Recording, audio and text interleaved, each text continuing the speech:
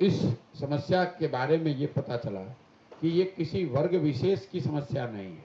जो गरीब आदमी है वो मजदूरी के लिए पलायन कर रहा है मजबूरी में, लेकिन जो मध्यम वर्गीय परिवार हैं, जो आर्थिक रूप से सुदृढ़ परिवार हैं, उनके यहाँ भी बच्चों को बाहर या पढ़ाई के लिए या नौकरी के लिए बाहर जाना ही है।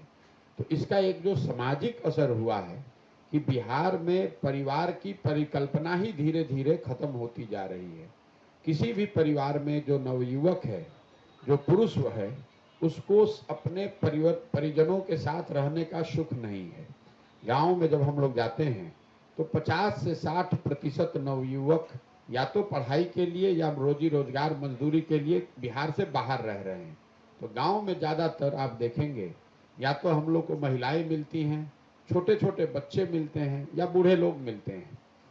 जो लोग एक बार बाहर चले गए वो ज़्यादातर लोग 12 से 15 हजार रुपये की कमाई के लिए वहाँ गए हुए हैं और घर पर वो 6 से 8 हजार रुपये तक भेज पाते हैं। साल में ये लोग एक बार या 2 बार अपने घर पर आते हैं। शायद ही कोई ऐसा घर मिलता है हम लोगों को जहाँ पति पत्नी, माँ बाप और बाल बच्चे साथ में रह रहे हैं। ज़्यादातर जगह पर यही है कि जहाँ बाल बच्चे हैं वहाँ उनके माता पिता में कोई एक ही व्यक्ति रह रहा है या उनके घर में जो बूढ़े बुजुर्ग हैं वही परिवार की देखरेख कर रहे हैं। तो पलायन की जो सर्वव्यापकता है कि ये किसी जाति और वर्ग विशेष की समस्या नहीं है, बिहार का हर परिवार इससे प्रभावित है। यही स्थिति कमोवेश बेरोजगारी की भी है। हर आदमी रोजगार के लिए परेशान है। यहाँ पर जो लोग आर्थिक तौर पे सुदृढ़ हैं उनको भी अपने बच्चों के रोजगार की उतनी ही चिंता है। जिनके पास जमीन है, खेती करते हैं, कुछ बिजनेस व्यापार है, लड़के उनके पढ़ लिए, उनको भी अपने बच्चों के नौकरी को लेकर उतनी ही चिंता है जितने की गरीब लोगों को चिंता है। तो बेरोजगारी और पलायन हम लोगों को अभी तक का सबसे बड़ा मुद्दा दिखा है। इसके अलावा जो दूसरी सबसे बड़ी समस्या है, जो हर घर हर गांव में लोग बात कर रहे हैं, वो है शिक्षा व्यवस्था का ध्वस्त हो जाना। बिहार में जब आप पैदल चलिएगा गांव में तो एक बड़ी जनसंख्या ऐसी दिखती है जो कम से कम देखने से पढ़े लिखे नहीं दिखते हैं लोग। बहुत पढ़े लिखे लोगों की संख्या आपको रोड पर नहीं दिखेगी, लेकिन बावजूद इसके चाहे आप कितने भी गरीब हों, किसी वर्ग के हों, किसी जाति के हैं, आपकी आर्थिक स्थिति कुछ भी हो, हर व्यक्ति शिक्षा के ध्वस्त हो जाने की बात कर रहा है। हर व्यक्ति ये बता रहा है कि भैया यहाँ बिहार में पढ़ाई बिल्कुल खत्म हो गई है। ऐसा नहीं है कि बिहार में बहुत अच्छी पढ़ाई पहले थी। हम लोग खुद बिहार के सरकारी स्कूल से पढ़े हैं तो हमको मालूम है कि यहाँ शिक्षा व्यवस्था बहुत अच्छी कभी नहीं थी, लेकिन प्रखंड और जिले के स्तर पर एक दो विद्यालय ऐसे जरूर होते थे जिसमें अगर विद्यार्थी चला जाए तो पढ़ लिख कर आगे बढ़ सकता था। अभी समस्या ये हुई है कि समाज ने ये मान लिया है कि सरकारी विद्यालयों और कॉलेज में पढ़ाई होनी ही नहीं है। विद्यालयों की छवि खिचड़ी बांटने के सेंटर के तौर पर और कॉलेज की छवि डिग्री बांटने के सेंटर के तौर पर है। पढ़ाई दोनों में कहीं नहीं हो रहा है। आप लोग या ज़्यादातर कई लोग ये बताते हैं कि बिहार में शिक्षा व्यवस्था इसलिए खराब हुई है कि शिक्षकों की गुणवत्ता में कमी आई है। ये इस पूरी समस्या का एक छोटा पहलू है।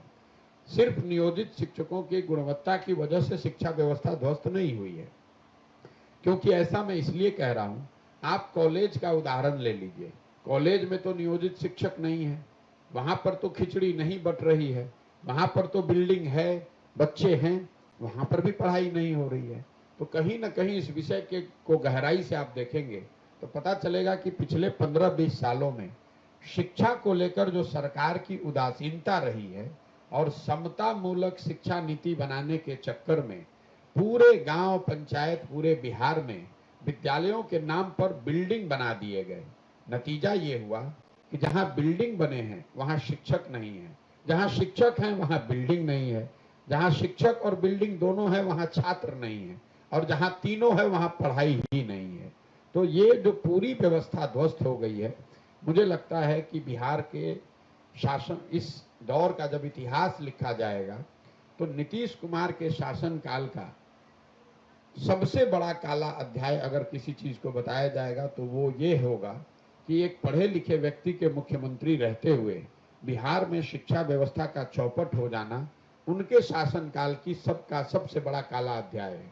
जैसे लालू जी के राज में लोग अपराधियों की बात करते हैं, नीतीश के राज में शिक्षा व्यवस्था का ध्वस्त होना ये सबसे बड़ा काला अध्याय होगा। ऐसा इसलिए कि मान लीजिए कि कल एक अच्छी सरकार आ जाए, सड़क टूटी हुई है, नहर में पानी नहीं है, ये काम हो सकता है, कल वो बनाया जा सकता है।